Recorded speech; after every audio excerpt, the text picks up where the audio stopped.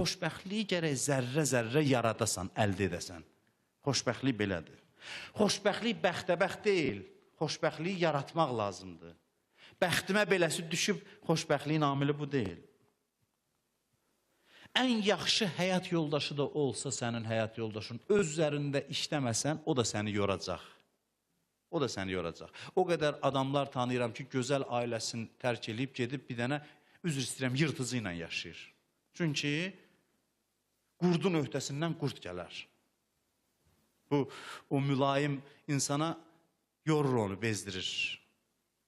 İnsan özü öz üzərində işləmirsə, ailə nə olur olsun, ondan bezəcək, yorulacaq.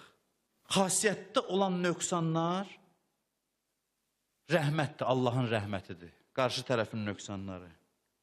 Ona səbr eləyib inkişaf eləməlisən. Onun nöqsanları, eyvləri sənin inkişafın vasitələridir. O vasitə ilə sən inkişaf edirsən. Səbr eləməklə. Sözüm budur ki, yaxşı həyatı qurmaq lazımdır, lotereya deyil. Ki, bəxtivə düşsün, udasan. Yaxşı həyatı yaradıb qurmaq lazımdır. Allah seçir həyat yoldaşlarını ki, bir-biri ilə imtihan olunsunlar və özlərini tanısınlar. Sözə baxın, Peyğəmbər buyurur, hədisdir. Peyğəmbər buyurur ki, mən, Allahın elçisi, Həzrəti Cəbrail, Həzrəti Mikail, müqərrəb mələklər, hamımız dua eləyək ki, Allah birinə yaxşı həyat yoldaşı qismət eləsin, Allahın təqdirində olandan başqası ona qismət olmayacaq. Allahın təqdiri var məsələdə.